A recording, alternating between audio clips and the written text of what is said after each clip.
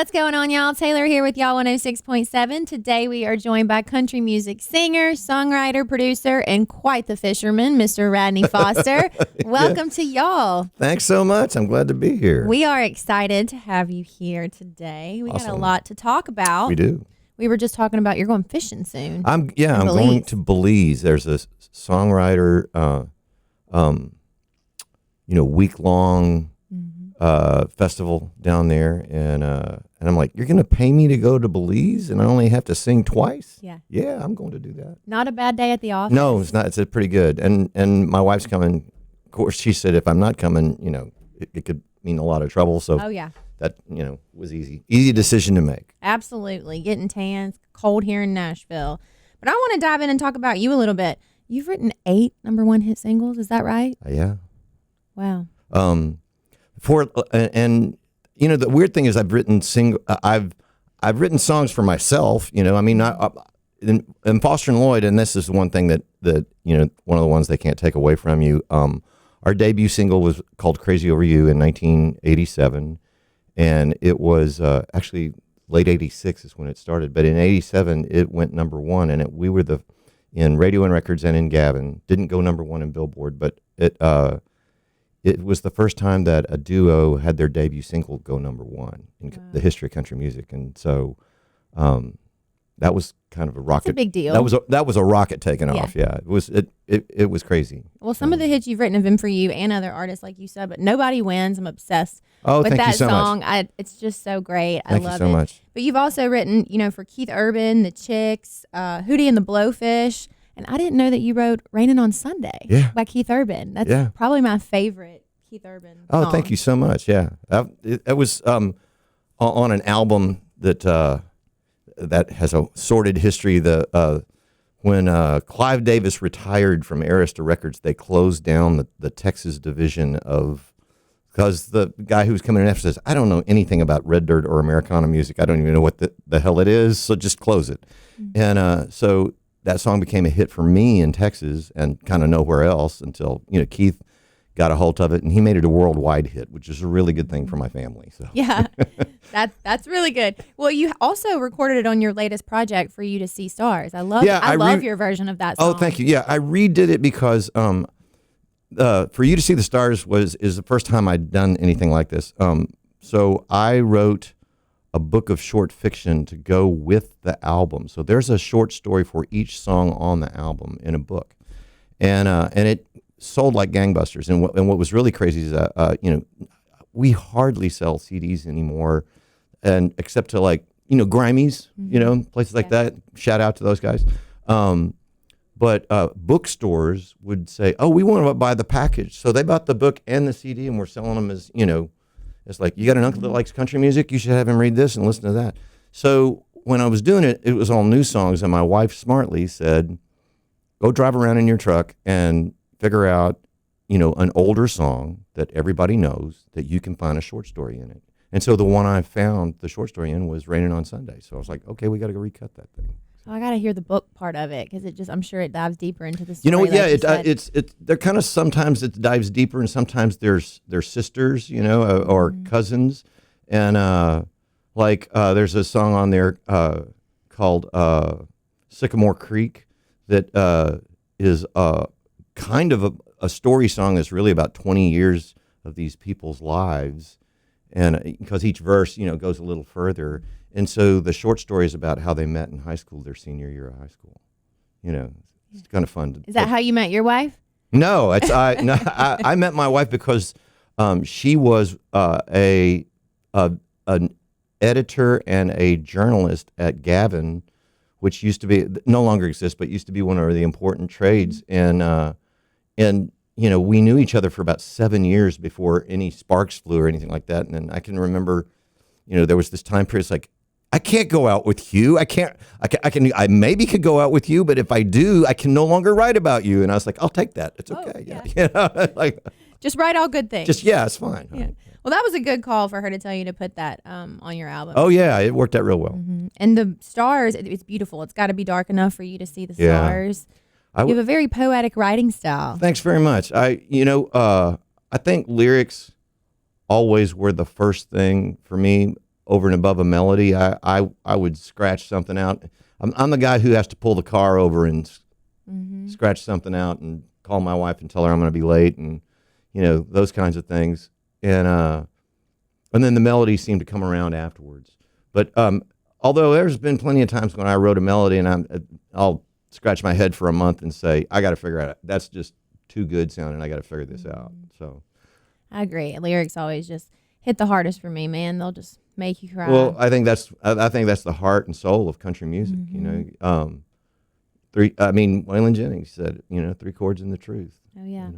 Well, you're a Texas guy. When did you start writing songs? Did you write your whole life? Yeah, actually, I thought I had started writing when I was 14 because I wrote a song because I was trying to impress a girl, and it didn't work, and I had told that in an interview in some magazine years ago, and my mother said, "That's a lie. That's not true." And I said, "What are you talking about, Mama?"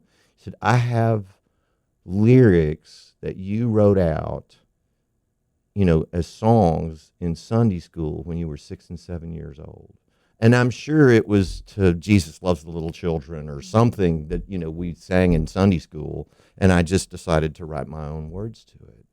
So, yeah, pretty much, I guess I've been doing this my whole life. You're a prodigy. I don't know. I have no idea whether those lyrics are worth anything or not. Well, being from Texas, who did you grow up listening to that you say had a big impact on you?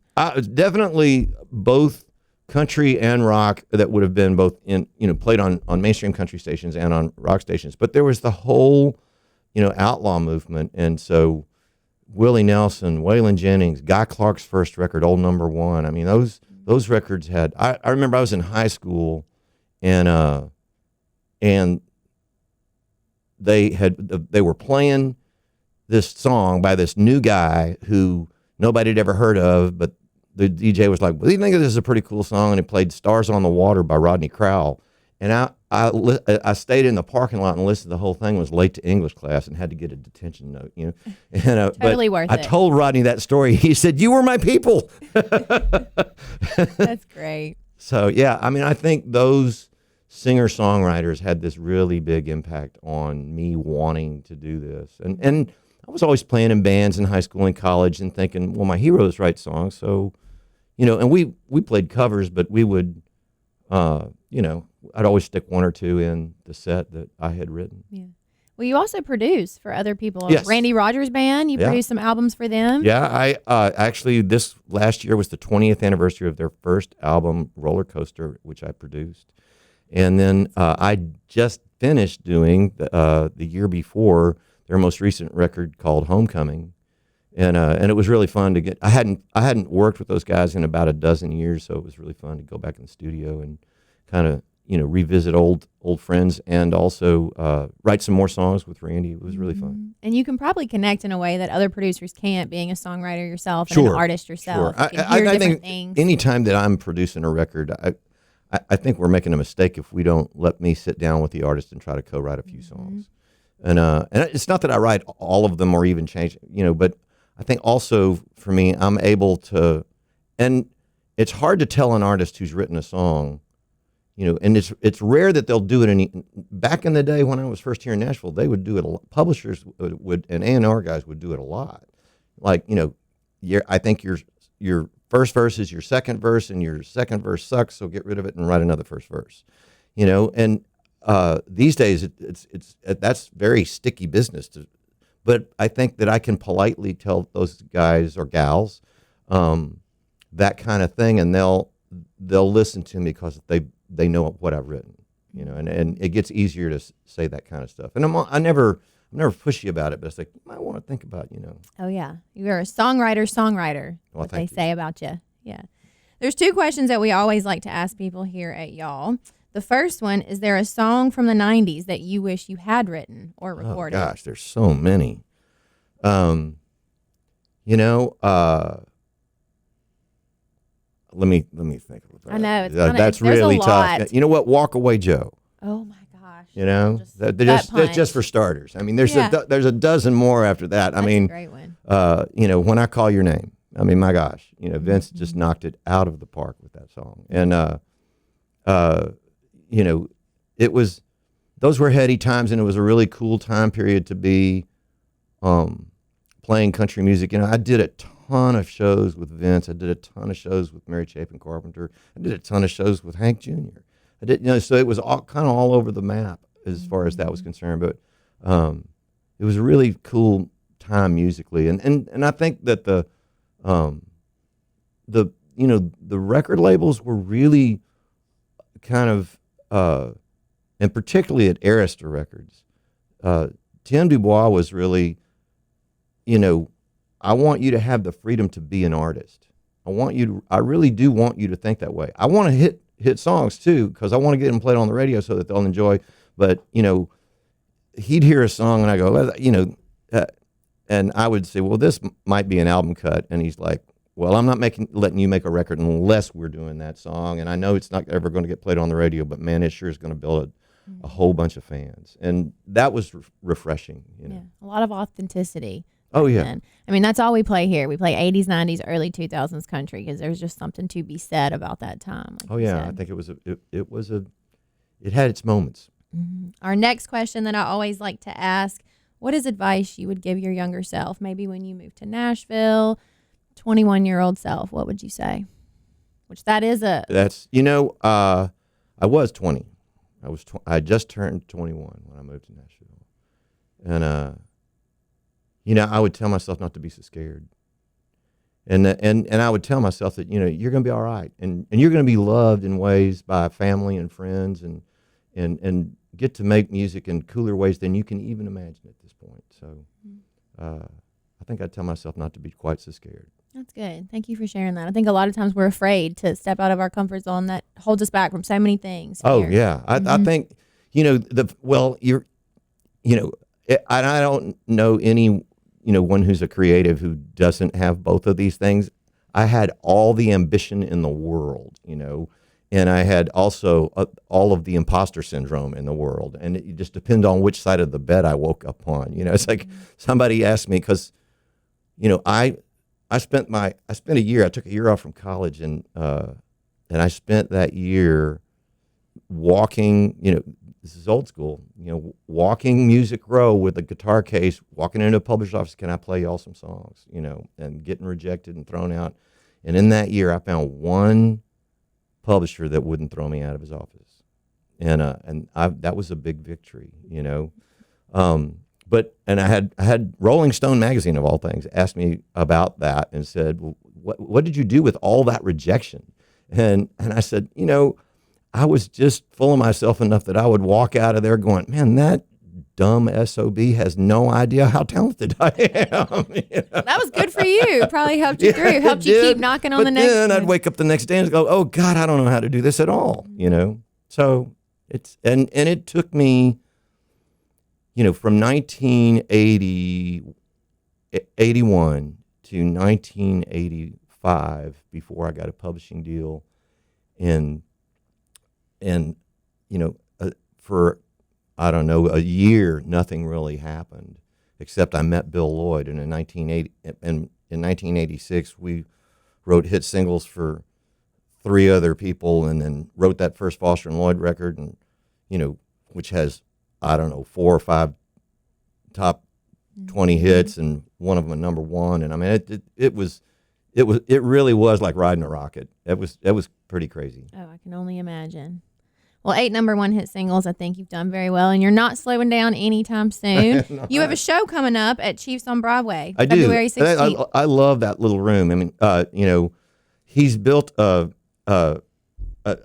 a little Eric Church. I'm so sorry, but he's built a little Ryman auditorium in the middle of that building, and it's all full of wood and stained glass, and it's great acoustics in it. And it looks cool, and it's just like the perfect, you and your guitar, tell the stories, sing the songs. And what's fun for me is always to, there's certain songs that were from my career and my fans are going to want to hear. It's like, and you mentioned For You to See the Stars. If I don't play that song, people really, really get upset. But I always try to mix up songs that I've written for other people and kind of figure out a way to tell a story about it and not tell them who I wrote it for. or who sang it, and then you sing the song, and they are all super surprised, and you see the smiles, and it's like, I had no idea he wrote that song. So that's always fun. Great. It's a great venue, like a mini rhyme, and it's a very intimate setting too, Oh, to be yeah. in the craziness of downtown. Oh yeah, so. yeah. And it's on the edge of the craziness of downtown. So if you want to go in further, you can, and if you don't have to. Mm-hmm. Well, we can't wait to hear it, and you're going to give us a preview today. What are you going to play for us? Well, let me play Raining on Sunday, since oh my gosh, we love it. All right, Radney Foster, y'all.